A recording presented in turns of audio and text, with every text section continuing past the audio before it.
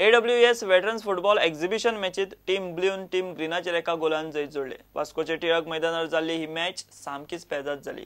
Indian football टीमीचो आदलो captain ब्रह्मानंद शंखवाळकरान गोल केलो।